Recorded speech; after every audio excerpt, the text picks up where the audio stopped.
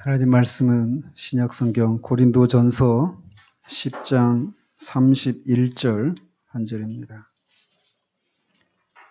고린도전서 10장 31절 한 절입니다. 하나님 말씀 받으실 때 자리에서 일어나 주시기 바랍니다. 하나님 말씀이 이러합니다. 그런즉 너희가 먹든지 마시든지 무엇을 하든지 다 하나님의 영광을 위하여 하라. 아멘.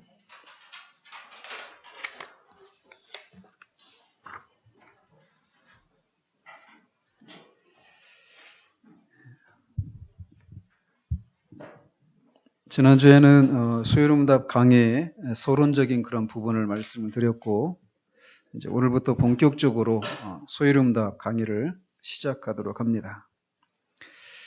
우리가 살펴보려고 하는 소요름답, 이 첫 번째 질문과 답, 인간의 첫째 되는 목적은 무엇입니까? 인간의 첫째 되는 목적은 하나님을 영화롭게 하고 그를 영원토록 즐거워하는 것입니다. 이 첫 번째 질문과 답은 아마 그가 기독교인이라면, 여러분들이 교회에 다닌 지 좀 되었다라면 한 번쯤은, 최소한 한 번쯤은 다 들었을 법한 그런 질문과 답이라고 생각이 되어집니다.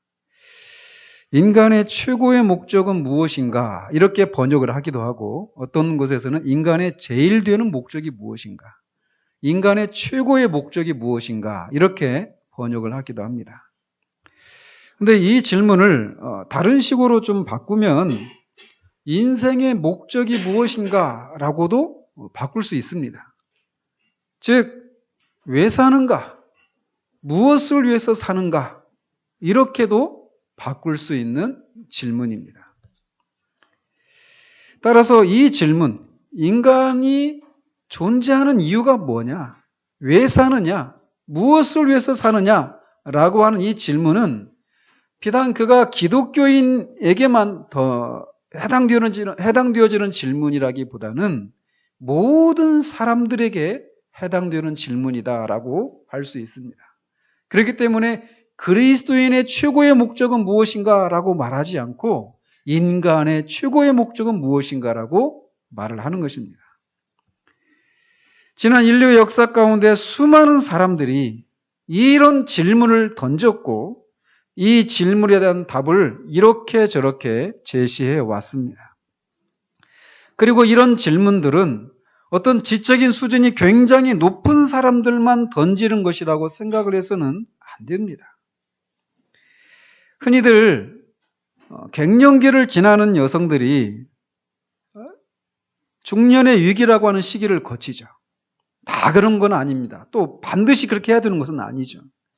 그런데 흔히들 갱년기를 지나는 여성들이 지금까지 자녀를 키우고 남편과 시부모의 뒷바라지를 해오다가 이제 아이들도 어느 정도 장성을 하고 시간적인 여유를 가지면서 자신의 삶을 돌아보게 됩니다.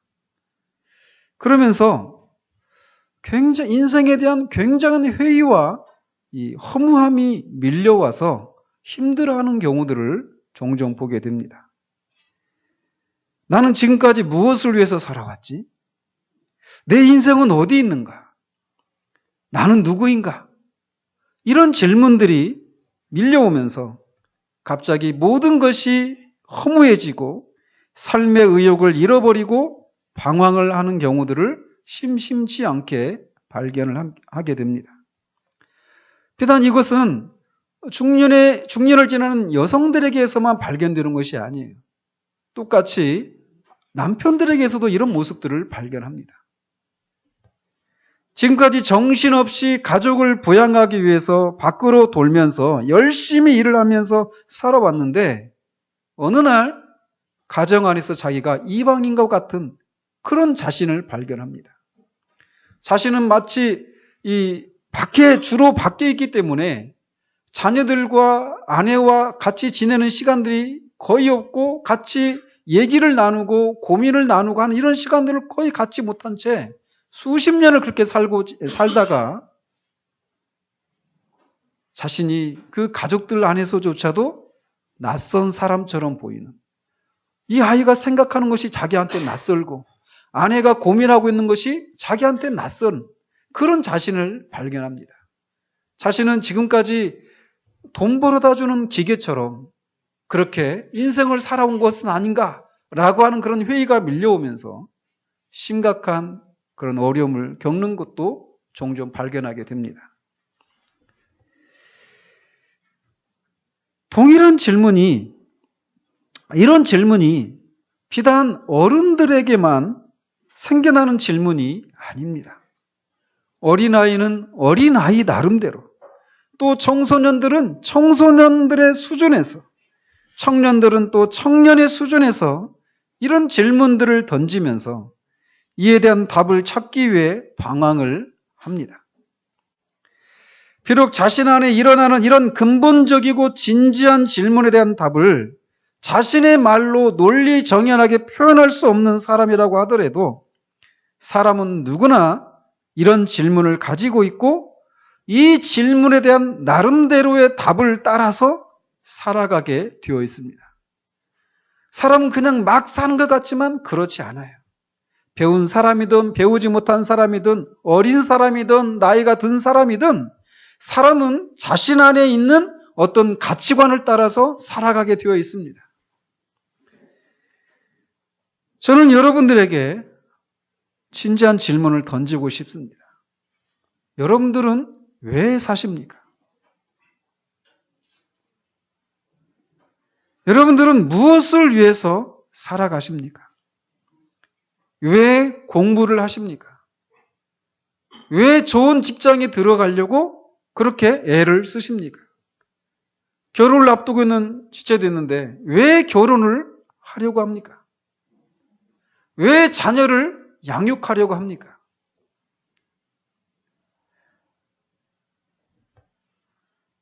왜 그렇게 아침 일찍부터 직장에 나가서 저녁 늦게까지 수고를 하십니까?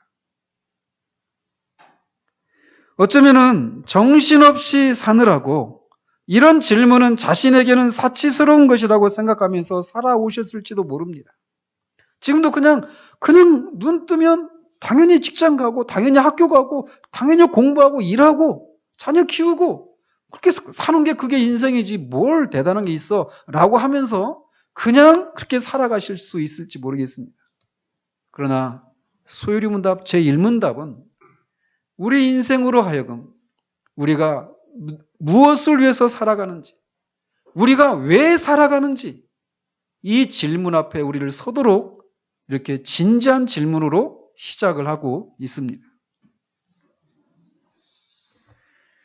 이 질문, 즉 인간은 무엇 때문에 살아가는가?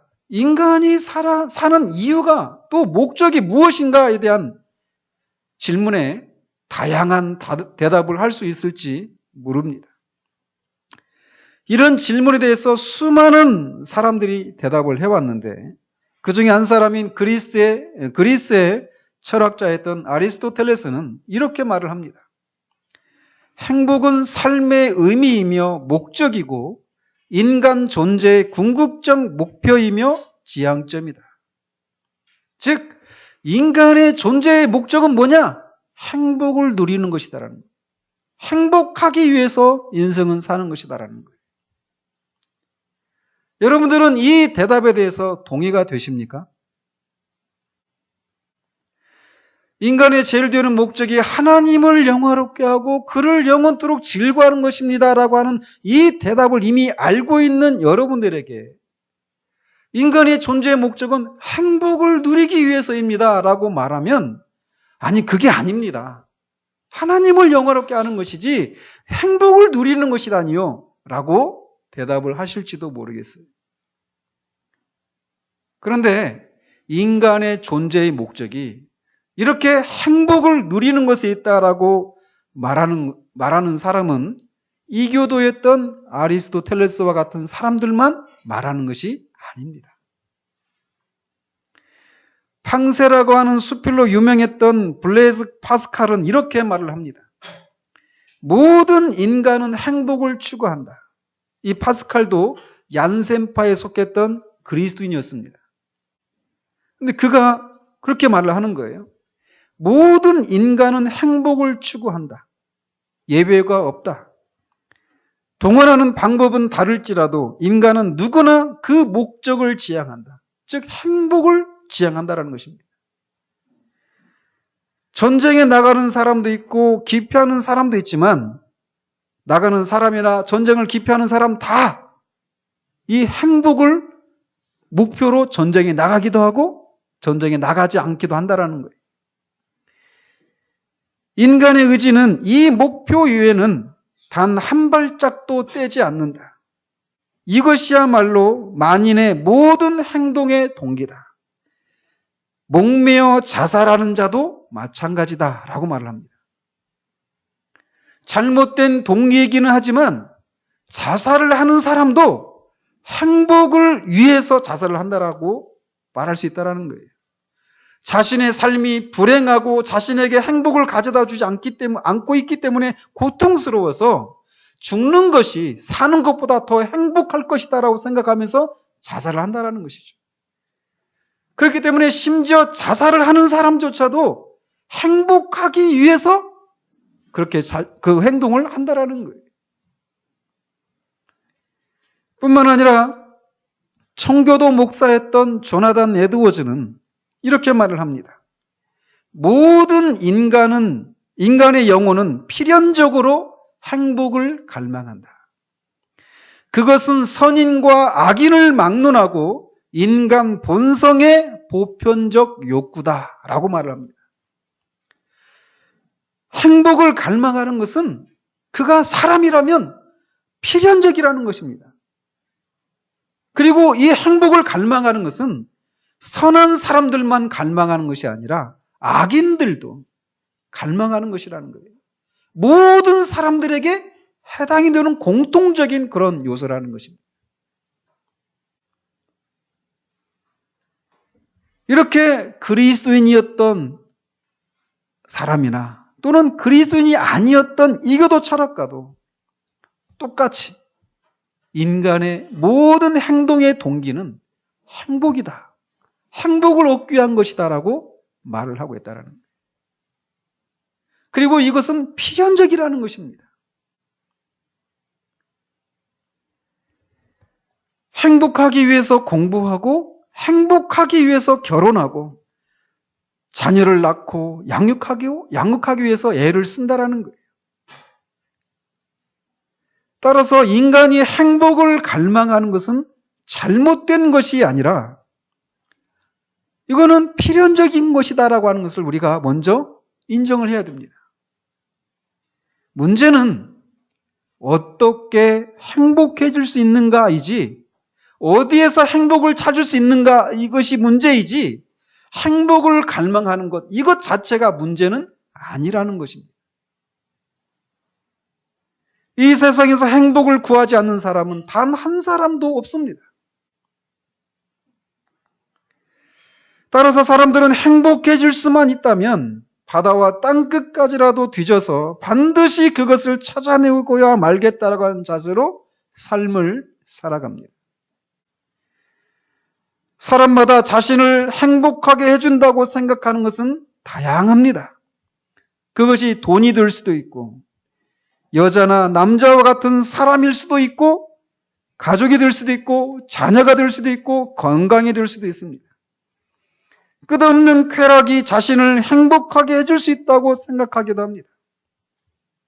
지성이가 4살인가 5살쯤 되었을 때인데 어느 날 저녁을 먹고 소파에 앉아가지고 뒹굴뒹굴 하면서 이렇게 얘기를 하는 겁니다.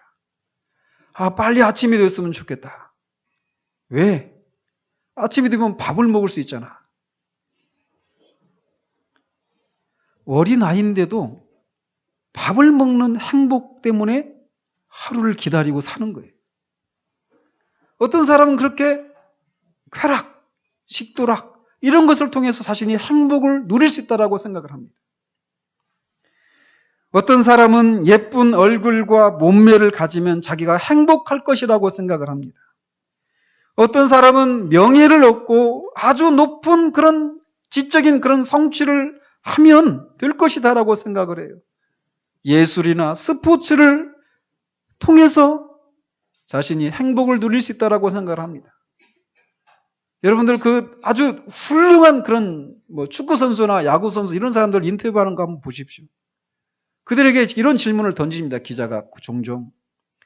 당신에게 축구는 무엇입니까? 이렇게 물어보면 축구는 내 인생입니다. 이렇게 대답을 합니다. 야구는 내 인생입니다. 이렇게 대답을 해요. 축구나 야구에 관심이 없는 여러분들에게는 이런 것이 아무런 의미가 없을지 모르지만 그들에게는 그것이 인생입니다. 그것 때문에 사는 거예요. 축구를 할 때 자기가 행복하다라는 것이죠. 그것이 자신이 살아가는 인생의 목적이라는 것이에요.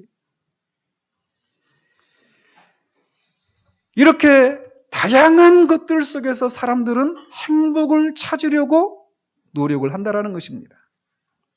근데 문제는 사람은 이런 것들 속에서 진정한 행복을 찾을 수 없다라는 것이 문제입니다. 왜냐하면 인간 안에는 이 우주로도 만족할 수 없는 위대한 영혼이 있기 때문에 그렇습니다. 위대한 사람은 위대한 것이 아닌 것에서는 참된 만족과 행복을 누릴 수 없습니다. 따라서 위대한 영혼을 소유한 인간은 이 땅에 속한 것들로는 결코 만족을 누릴 수 없고 자신이 누구인지도 깨달을 수가 없습니다. 그런데 사람들은 이렇게 자신이 참된 만족을 누리지 못할 때, 또 그런 것을 통해서 자신이 누구인가를 발견하지 못할 때 마음에 공허함과 허무함을 느끼기 마련입니다. 저는 예수님을 통해서 하나님을 만나기 전에 제 마음 가운데 그런 것이 있었어요. 마음 한켠에 뭔지 모르는 허함이 있는 겁니다. 그게 무엇인지도 몰랐어요. 그리고 그것을 어떻게 채울 수 있는지도 몰랐습니다. 근데 분명한 것은 내가 무엇인가를 해야만 한다라는 것이었어요.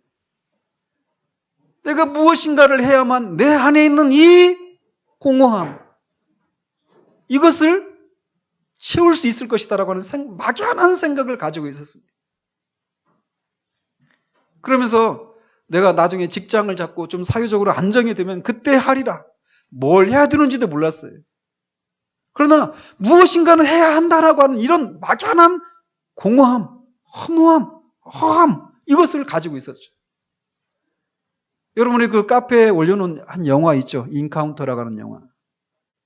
거기 이혼을 앞두고 있는 한 여자 있잖아요. 부인이. 멀쩡하게 부부 생활하고 있었어요.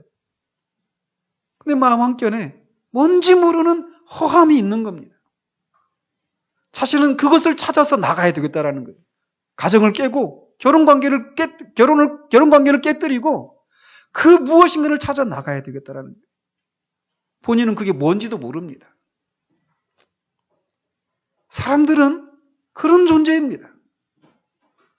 자신이 무엇을 위해서 사는지, 내 인생의 진정한 목적이 무엇인지, 그리고 그런 것을 통해서 내가 누구인가를 확인받지 못할 때 사람들은 끊임없이 방황을 하고 마음에 그 허함을 가지고 살아가게 된다는 겁니다. 그래서 사람들은 아까도 언급해드렸던 이런저런 것들을 다양하게 시도를 해봅니다. 그러나 이것은 결코 사람을 만족을 주지 못한다라는 것이에요. 아마도 전도서를 기록한 솔로몬만큼 이런 삶의 결국이 공허하고 허무한 결말로 이어질 뿐이라고 하는 것을 뼈저리게 깨달은 사람은 그리 많지 않을 것입니다. 그는 이 세상에서 존재했던 모든 사람들 중에 가장 지혜로운 사람이었고 지금도 그렇습니다. 왜냐하면 하나님이 전무후무하게 그에게 그런 지혜를 주셨기 때문에 그래요. 그는 이 세상에서 가장 지혜로운 사람이어서 엄청난 지식과 지혜를 소유했던 사람이었습니다. 많은 시와 자문을 남겼고 오늘날로 말하면 많은 책을 냈던 사람이에요. 주변의 나라들에게까지 그의 지혜가 소문이 나서 매우 큰 명예를 누렸던 사람이기도 합니다. 이스라엘의 역사에서 가장 부유하고 강력한 시대의 왕으로서 무려 700명의 아내와 300명의 첩을 두었던 사람이었습니다. 그 당시에 이스라엘에는 은이 돌처럼 흔했고 레바논의 백향목도 뽕나무처럼 흔했을 정도로 엄청난 부를 누렸던 사람이었습니다. 주변의 여러 나라들이 조공을 바칠 정도의 강력한 나라의 왕으로서 큰 권력을 쥐었던 사람이었어요. 그는 이렇게 이 세상의 사람들이 지금 언급해드린 이런 것들을 자기가 누리면 정말 자기가 행복해질 수 있을 것이라고 생각했던 이 모든 것들을 다 가졌던 사람이었습니다. 그러나 그는 이런 삶의 결과에 대해서 전도서 1장 2절에서 이렇게 말을 합니다. 헛되고 헛되며 헛되고 헛되니 모든 것이 헛되도다. 그는 다른 사람이 가지지 못한 지혜를 가지고 인생에 대해서 진지하게 관찰하고 또 자신이 실제로 이것저것 많은 것들을 누려봤지만 그 모든 것에 대한 결론은 해 아래서의 모든 수고가 헛되고 헛될 뿐이라고 탄식을 쏟아내는 것이었습니다. 해 아래서의 모든 수고도 지혜로운 것도 즐거움을 위해서 많은 아내를 두고 또 부를 쌓는 것도 큰 사업을 벌이고 성취하는 것도 명예와 존귀를 얻는 것도 모두 다 헛될 뿐이다라고 말을 하고 있습니다. 사람들이 이런 모든 것을 가지면 자신이 행복해질 수 있다고 생각하고 추구하고 있는 이 모든 것들을 그가 실제로 가지고 누렸지만 그는 모든 것이 헛될 뿐이다라고 말하고 있다는 거예요. 인간이 행복을 추구하는 것은 전혀 문제가 안 됩니다. 그러나 문제는 이런 것들을 통해서는 인간이 행복을 얻을 수가 없다라는 것이 문제입니다. 솔로몬은 전도서 3장 11절에서 하나님이 모든 것을 지으시되 때를 따라 아름답게 하셨고 또 사람들에게는 영원을 사모하는 마음을 주셨느니라 라고 말을 합니다. 하나님이 인간을 창조하실 때 영원을 사모하는 마음을 주셨기 때문에 인간의 영혼은 영원한 것들 속에서만 참된 행복과 안식을 누릴 수 있다는 것입니다. 이것을 자신의 삶을 통해서 깨달았던 어거스틴은 그의 참여로서 이렇게 말을 합니다. 당신은 인간을 다만 당신을 위한 존재로 창조하셨습니다. 그러므로 저희는 당신으로부터 안식을 얻기 이전에는 참된 평화를 소유하지 못합니다. 인간이 이렇게 하나님을 위한 존재로 창조되었기 때문에 인간은 오직 하나님 안에서만 참된 행복과 안식을 얻을 수 있다라고 하는 것을 그가 깨닫게 된 것이죠. 그래서 솔로몬은 인생에 대해서 허무주의적인 생각으로 전도서를 마치고 있지 않습니다. 사람이 영혼을 사모하는 마음을 가지고 빚어졌다라고 하는 것을 그는 깨달았기 때문에 전도서 마지막 부분에서 이렇게 권면합니다. 이래 결국을 다 들었으니 하나님을 경외하고 그의 명령들을 지킬지어다. 이것이 모든 사람의 본분이니라. 그는 하나님을 경외하고 그의 명령들을 지키는 것이 인간의 본분이라고 말을 합니다. 인간이 먹고 마시고 이 땅의 여러 가지 것들을 즐기고 누리면서 살 수 있지만 이 모든 것은 하나님을 경외하고 그의 명령들을 지키는 것들과의 관계 속에서 이루어질 때 비로소 의미가 있다라는 말이에요. 바로 이것이 인간의 본분이고 인간의 첫째 되는 목적이라고 하고 있는 것입니다. 바로 이것이 우리가 살펴보고 있는 소요리 문답의 첫 번째 질문에 대한 답과 같은 이야기이죠. 즉 인간은 하나님을 영화롭게 하고 그를 영원토록 즐거워하는 것에서 진정한 행복을 누릴 수 있고 그것 속에서 자신이 살아가는 이유와 목적을 발견할 수 있는 그런 존재라는 것입니다. 왜 그렇습니까? 하나님이 인간을 그렇게 만드셨기 때문에 그렇다라는 거예요. 하나님을 영화롭게 하고 그를 즐거워하는 것. 이것이 인간의 존재의 목적입니다. 이 두 가지를 존 파이퍼 같은 분은 이 두 가지는 결국 하나다라고 주장을 합니다. 즉 하나님을 즐거워하는 것을 통해서 하나님께 영광을 돌린다라는 것이죠. 저는 이 생각에 동의를 합니다. 그렇지만 전통적인 해석 방법과 같이 하나님을 영화롭게 하는 것과 그를 영원토록 즐거워하는 것, 이 두 가지로 나누어서 생각하는 것도 결국 같은 결론에 도달하기 때문에 저는 전통적인 이 소위문답을 할 동안에는 전통적인 방식을 따라서 이 두 가지를 나누어서 살펴보도록 합니다. 따라서 오늘은 첫 번째 주제인 하나님을 영화롭게 하는 것에 대해서 다루고자 합니다. 그래서 먼저는 하나님을 영화롭게 한다라고 하는 것이 무엇을 의미하는가? 또 하나님을 영화롭게 하는 것은 어떤 모양으로 나타나는 것인가? 왜 우리는 하나님을 영화롭게 하는가? 어떻게 하면 하나님을 영화롭게 할 수 있는가에 대해서 살펴보도록 합니다. 아마 하나님을 어떻게 영화롭게 할 것인가 이것은 시간이 허락되지 않을 것 같아요. 먼저 오늘 본문에서처럼 성경은 우리에게 그런즉 너희가 먹든지 마시든지 무엇을 하든지 다 하나님의 영광을 위하여 하라라고 말을 합니다.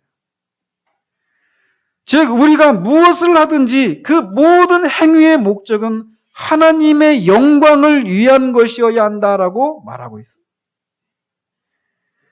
그러니까 하나님의 영광은 우리의 모든 행위를 총괄하는 주제인 것이죠. 즉 하나님의 영광을 위해서 결혼하고 일하고 공부하고 쉬어야 한다라는 것입니다. 하나님의 영광이 아닌 다른 목적을 위해서 이것들을 행하는 동안에는 인간은 행복을 누릴 수 없고 인간의 존재의 목적도 이룰 수 없다라는 것입니다. 그러므로 모든 사람들의 산과 목적이 하나님께 영광을 돌리기 위한 것이어야 한다라고 하는 것은 대강령과 같은 것이에요.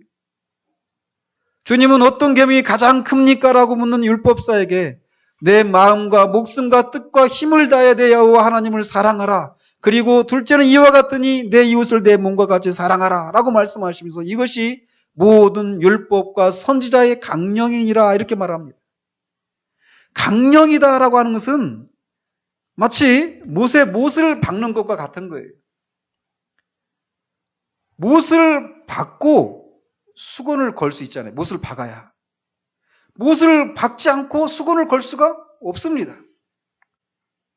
그런 것처럼 하나님을 사랑하고 이웃을 사랑한다라고 하는 이것이 우리의 모든 율법과 하나님의 뜻을 행하는 것의 모든 동기가 되어야 한다라고 말하고 있어요.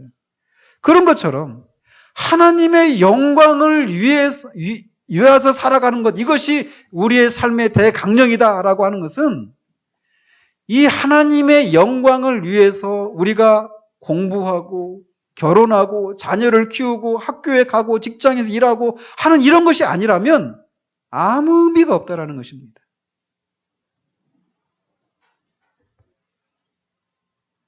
인간은 우리에게 생명을 주신 성부 하나님과 우리를 위해 자기 목숨을 버리신 성자 하나님, 그리고 우리 속에 새 생명을 조성하시는 성령 하나님, 이 영광이 삼위 하나님께 영광을 돌리는 삶을 살아야 합니다. 그것이 인간의 존재의 목적이라는 거예요. 그 삶을 살 때 우리는 비로소 참된 행복을 누릴 수 있고 참 내가 살아있구나 라고 하는 것을 확인할 수 있다는 것입니다. 그런데 하나님의 영광에는 두 가지 종류가 있습니다. 그 하나는 하나님께서 그 안에 소유하고 계시는 본유의 영광이라고 하는 것이 있어요. 마치 빛과 열이 태양의 본질이듯이 영광은 하나님의 본질입니다. 그래서 하나님은 영광의 하나님이라고 불려집니다. 즉 영광이 없이는 하나님은 하나님 되실 수 없는 거라는 거죠. 하나님을 하나님 되게 하는 것이 무엇이냐? 바로 영광이라는 거예요.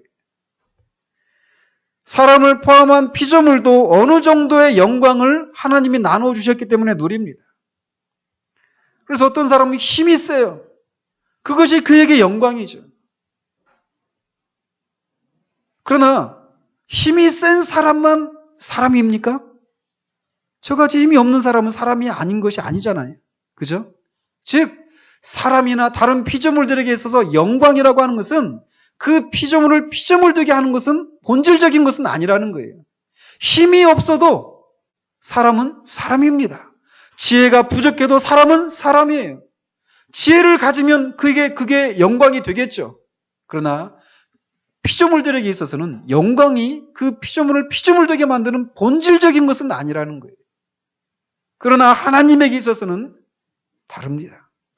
하나님에게 있어서 영광은 하나님을 하나님 되게 만드는 것이에요. 하나님이 영광이 없으시다. 그것은 하나님이 더 이상 하나님이 아니신 것입니다. 우리 주님이 그 영광을 버리시고 이 땅에 오신 거예요. 그것은 엄청난 은혜입니다.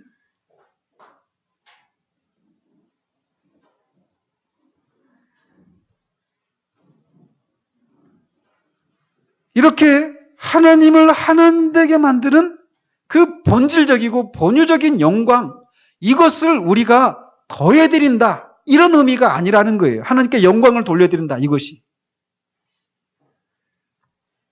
우리는 그것이 불가능한데 왜 그러느냐? 하나님의 영광은 그 자체로 무한하고 완전하기 때문에 그렇습니다.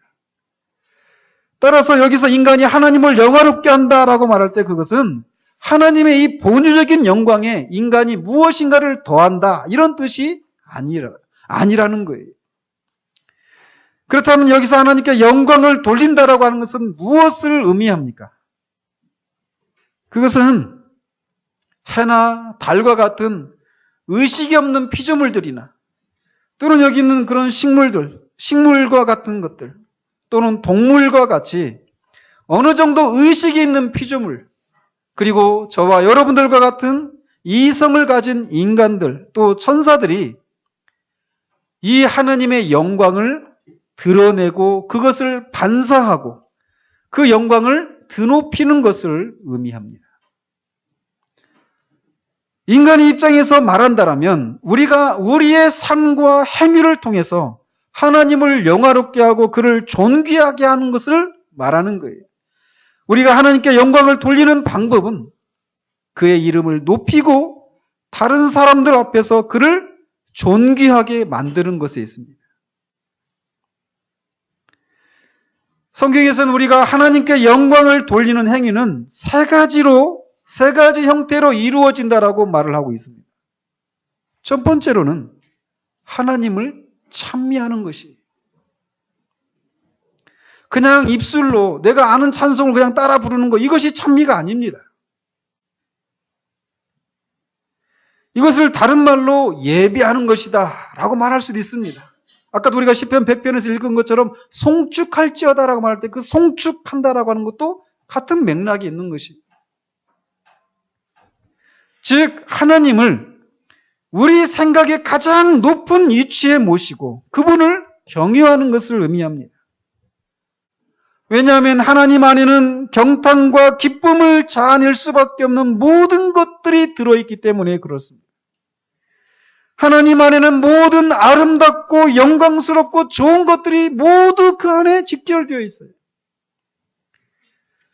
따라서 우리가 하나님이 하신 일을 바라보고 또 그의 성품과 속성을 바라보고 그가 하신 약속들을 바라보고 그런 것들을 통해서 하나님이 얼마나 영광스럽고 얼마나 아름다우시고 얼마나 탁월한 분이신가를 깨닫고 그것을 찬미할 때 그것이 바로 곧 하나님을 영화롭게 하는 것이에요.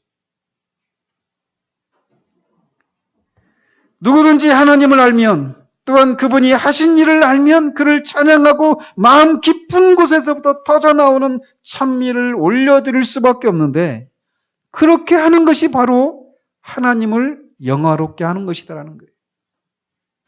그러니까 우리가 찬송가를 부를 때도 마찬가지예요. 그냥 의미 없이 내가 아는 찬송이니까 그냥 입을 열어서 막 그냥 하는 것이 아니라 내 존재 깊은 곳에서부터 그렇게 찬양할 수밖에 없는 그 하나님의 성품을 찬양하는 것이어야 한다는 것이죠.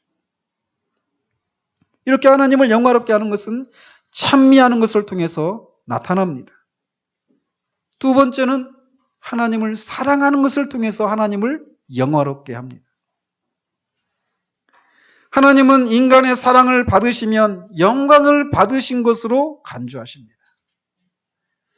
그래서 너는 마음을 다하고 성품을 다하고 힘을 다하여 네 하나님 여호와를 사랑하라 라고 말씀하셔요. 그런데 사랑에는 두 가지 종류의 사랑이 있습니다. 크게 나누어서. C.S. 루이스는 네 가지로 나누는데 두 가지로 나눌 때 이렇게 나눌 수 있습니다. 하나는 소위 정욕적인 사랑이라고 하는 것이에요. 이게 무슨 말이냐? 우리가 누군가를 사랑하는데 그 사람이 나한테 이것저것 잘 해주니까 그를 사랑하는 것입니다. 그런 것을 정욕적인 사랑이라고 해요. 마찬가지로 어떤 사람들은 하나님을 사랑합니다라고 말하는데 하나님이 그에게 주신 복 때문에 하나님을 사랑하는 경우들이 있습니다. 그런 사랑을 정욕적인 사랑이라고 하는데 하나님이 말씀하시는 사랑은 그게 아닙니다. 정욕적인 사랑이 아닌 다른 종류의 사랑이 있어요. 그게 뭐냐? 기꺼운 사랑입니다.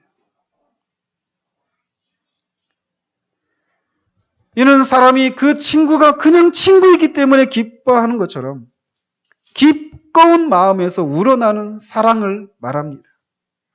이 사랑이야말로 하나님을 진정으로 사랑하는 것이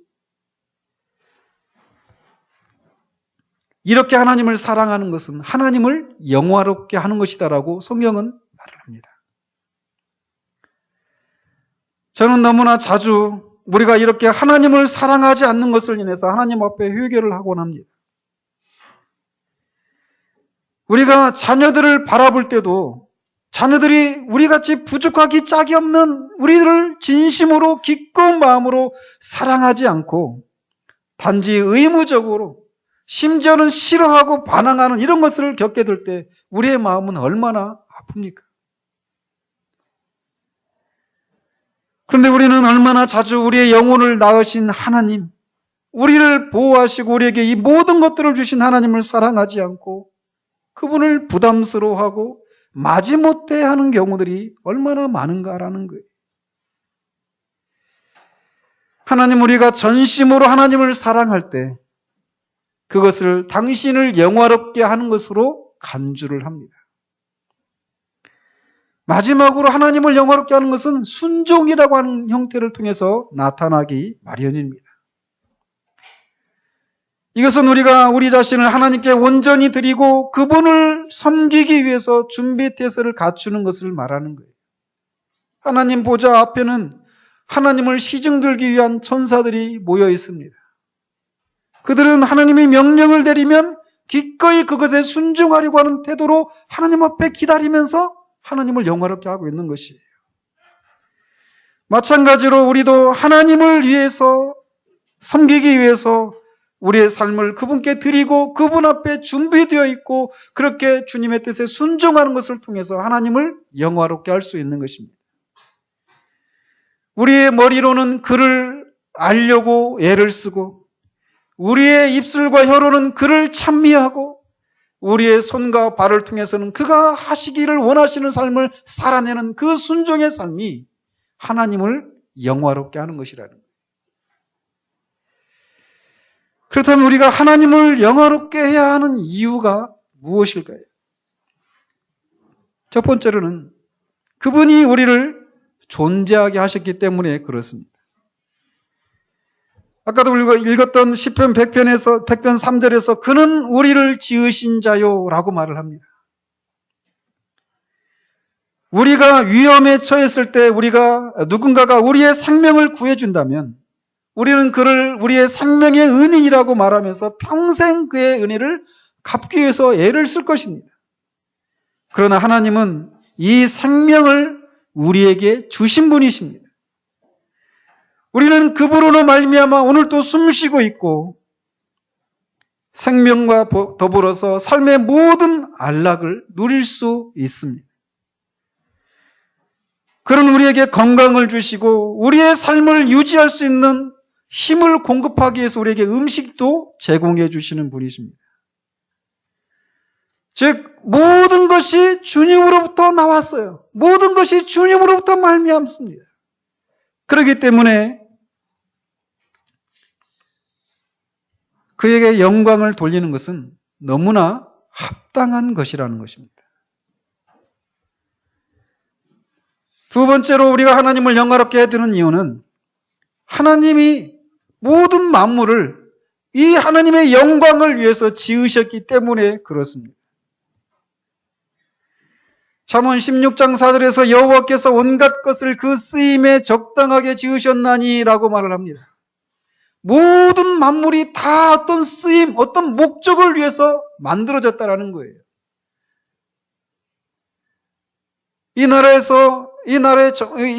우리나라의 정부가 모든 소득에 세금을 매기는 것처럼 하나님은 모든 만물로부터 영광을 거두십니다. 그런 악인들로부터도 영광을 거두시기를 원하셔요.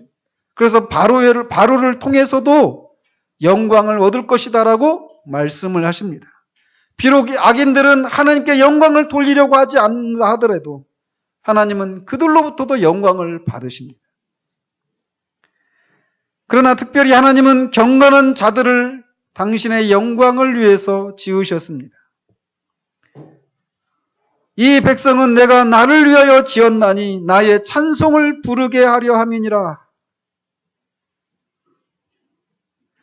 앞에서 살펴봤지만 우리는 하나님의 본유적인 영광에 우리가 무엇인가를 더할 수는 없어요. 그러나 그 하나님의 영광을 찬미하고 그 하나님을 사랑하고 그 하나님께 순종하는 것을 통해서 하나님을 영화롭게 할 수 있습니다. 이 삶을 위해서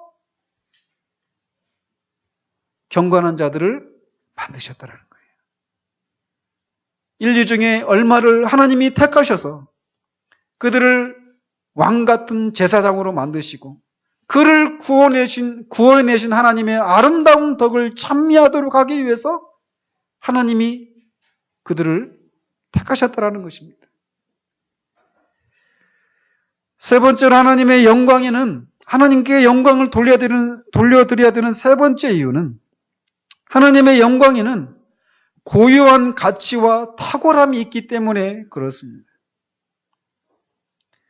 이 하나님의 영광은 우리의 생각과 우리의 말과 천사의 방언으로도 다 묘사할 수 없는 그런 영광이 하나님의 영광 안에 있습니다. 그래서 하나님은 모든 피조물에 특별히 저와 여러분들과 같이 이성을 가진 인간의 최고 선이 되십니다. 순num보눔이라고 하는데 라틴어로. 우리가 아름다운 자연 경관을 바라보았을 때나 사람들이 이루어 놓은 엄청난 업적들을 보았을 때 우리는 감탄하고 그 사람들의 수고와 능력과 인내와 지혜의 열광을 하는 것처럼 하나님의 영광에는 우리로 하여금 그에 대해 열광할 수밖에 없는 고유한 가치와 탁월함과 아름다움이 있다라는 것입니다. 하나님은 모든 존재하는 피조물들이 마땅히 즐거워하고 열광할 수밖에 없는 완전하고 영광스러우시며 탁월하신 분이십니다. 그분 안에 모든 아름다움이 있고 모든 좋은 것이 있고 모든 즐거움이 있습니다. 그분은 최고의 선이시며 지고선이십니다. 그분의 거룩하신 영광을 찬미하고 살아가는 것은 지극히 당연한 것이라는 거죠. 네 번째로 우리가 하나님께 영광을 돌려드려야 되는 이유는 우리보다 낮은 피조물이 또 우리보다 높은 피조물이 하나님께 영광을 돌리고 있기 때문에 그렇습니다. 우리보다 못한 피조물, 즉 태양이나 달이나 어떤 식물이나 동물이나 이 모든 것들이 하나님을 영화롭게 하고 있습니다. 시편 19편에서 하늘이 하나님의 영광을 선포하고 라고 말합니다. 태양이, 하늘이 실제로 입을 열어서 말을 합니까? 아니죠. 하나님의 영광을 반사하는 거예요. 드러내는 겁니다. 말 못하는, 이성이 없는 이 피조물들도 하나님을 영화롭게 하고 있습니다. 공중에 나는 새들도 하나님을 찬미하고 있습니다. 모든 짐승과 식물들도 제각기 그 족속대로 하나님께 영광을 돌리고 있어요. 뿐만 아니라 우리보다 위에 있는 피조물인 천사들과 스랍들도 하나님께 영광을 돌리고 있습니다. 그들은 하나님의 보좌 앞에서 시중 들면서 하나님께 영광을 돌리고 있어요. 지금도 스랍들은 하나님 앞에 서서 거룩하다, 거룩하다, 거룩하다 새서토록 하나님을 찬양하고 있습니다. 이렇게 우리보다 낮은 피조물들이, 우리보다 높은 피조물들이 하나님을 찬양하고 있습니다. 그렇다면 우리도 그 하나님을 찬양하는 것은 너무나 마땅하다라는 것입니다. 특별히 우리는 이 천사들보다 하나님을 찬양해야 될 이유가 하나 더 있습니다. 그것은 무엇이냐? 하나님이 우리를 구원해 주셨다라는 거예요. 어느 천사를 향해서도 하나님은 너는 내 아들이라고 말하지 않습니다. 그러나 우리는 그리스도를 통해서 하나님이 우리를 아들이라고, 자녀라고, 딸이라고 말해줍니다. 그렇기 때문에 우리는 더욱더 하나님을 찬양하고 하나님께 영광을 돌려드려야 될 이유가 있다라는 거예요. 마지막으로 우리가 하나님께 영광을 돌려드려야 하는 이유는 우리의 모든 소망이 하나님께 있기 때문에 그렇습니다. 나의 소망은 주께 있나이다 라고 시편 기자가 말했던 것처럼 우리의 모든 소망이 하나님께 있기 때문에 하나님께 영광을 돌려드려야 하는 것입니다. 착한 자식은 친구의 부모나 옆집 아저씨의 엄마가 아니라 자기 부모에게 자기의 모든 필요를 기대함으로써 부모를 영화롭게 합니다. 마치 여러분의 자녀들이 여러분에게 자식이 필요한 것을 구하지 않고 여러분의 옆집에 있는 엄마나 아저씨나 아줌마한테 여러분의 필요를, 그 자녀들의 필요를 채워달라고 요구하고 그 사람에게 더 기대를 한다면 그것은 여러분을 욕되게 하는 것일 것입니다. 마찬가지로 우리가 우리의 소망이 오직 하나님께 있기 때문에 그분만을 바라는 것을 통해서 하나님께 영광을 돌려야 한다는 거예요.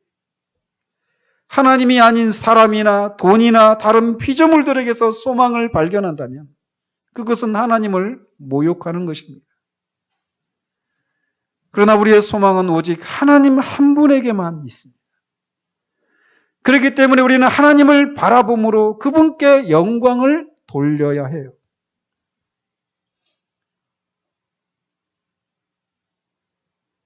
그렇다면 우리는 어떻게 하나님을 영화롭게 할 수 있겠습니까? 토마스 왓슨은 16가지를 제시하고 있습니다. 그것을 다 할 수가 없어요. 다음 주 또 그 다음 주에 걸쳐서 어떻게 우리가 하나님을 영화롭게 할 수 있는가에 대해서 살펴보도록 합니다. 그러나 말씀을 맺으면서 여러분께 다시금 질문을 던지고 싶습니다. 여러분은 여러분이 사는 이유를 발견하셨습니까?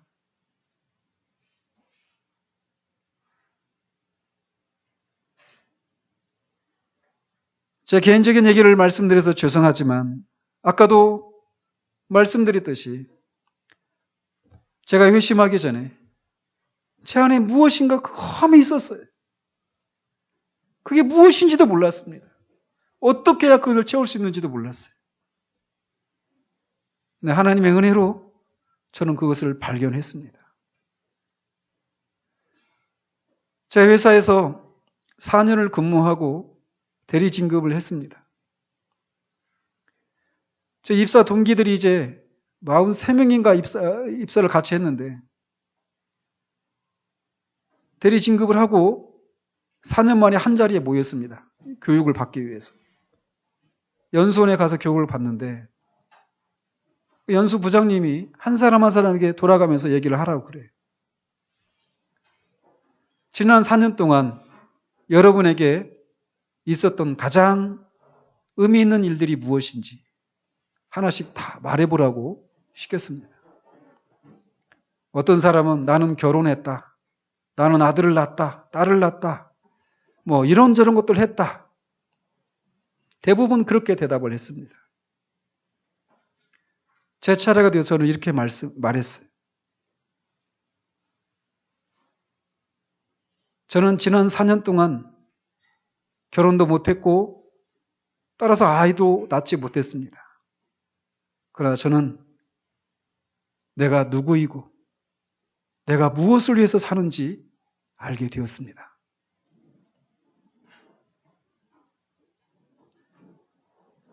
그것을 발견하게 되는 과정 속에서 저는 제 안에 있었던 그 허함이 사라진 것을 봤어요.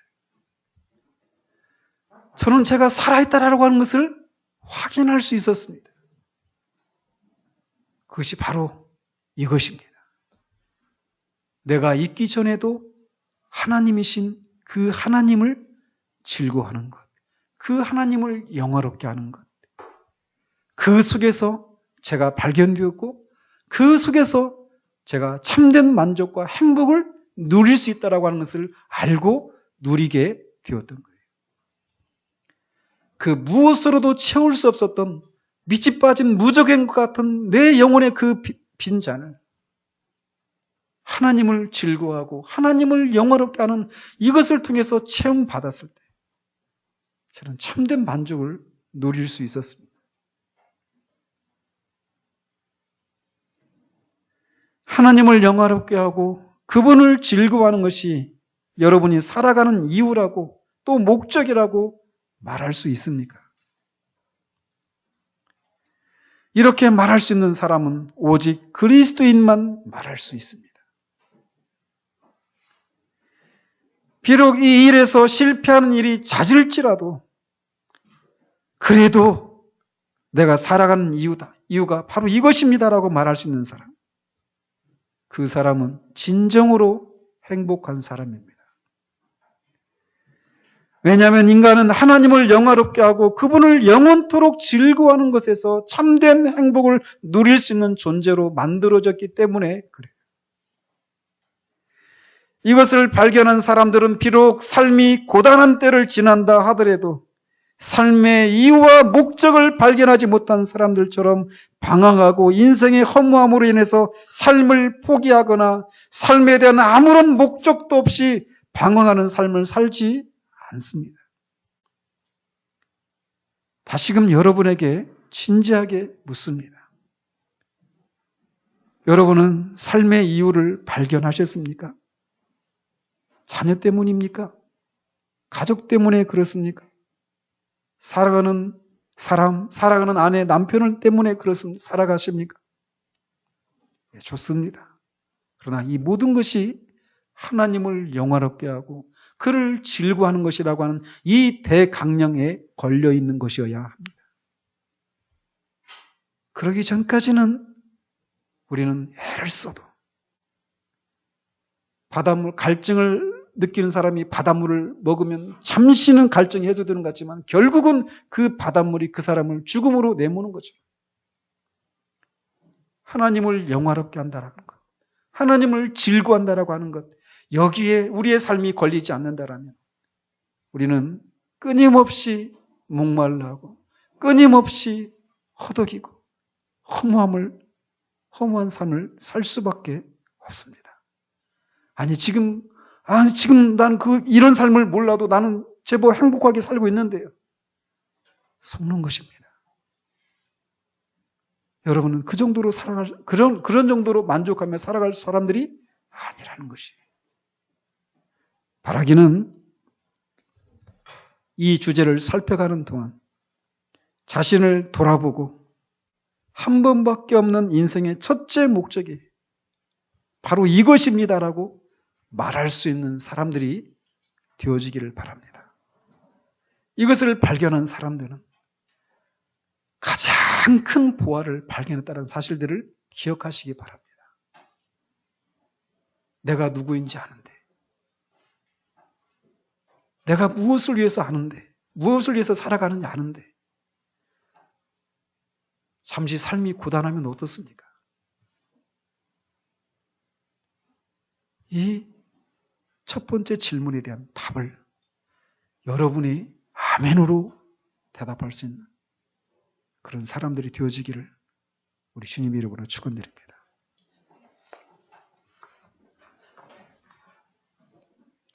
하나님 아버지,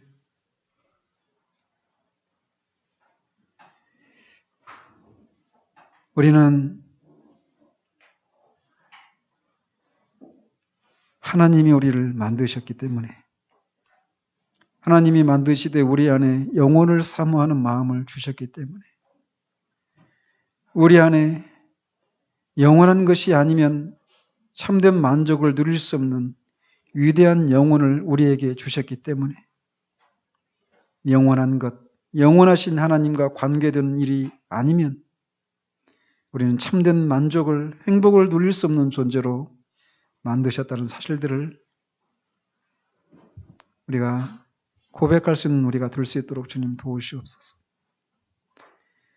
우리는 하나님을 영화롭게 하고 그를 영원토록 즐거워하는 것 속에서만 참된 행복을 찾을 수 있고 우리가 살아있음을 발견할 수 있다라고 하는 것을 아는 사람들이기를 소원합니다. 하나님이 아닌 다른 것 속에서 우리는 참된 행복도 만족도 우리가 살아있음도 알 수도 누릴 수도 없다는 사실들을 정말 깨닫는 그런 마음을 주셔서 사람의 본분인 이 자리로 돌아오는 일들이 하나님 있을 수 있도록 주님 역사해 주시기를 원합니다. 이미 하나님의 은혜로 내가 이것 때문에 삽니다. 이것이 나의 삶의 이유이고 목적입니다.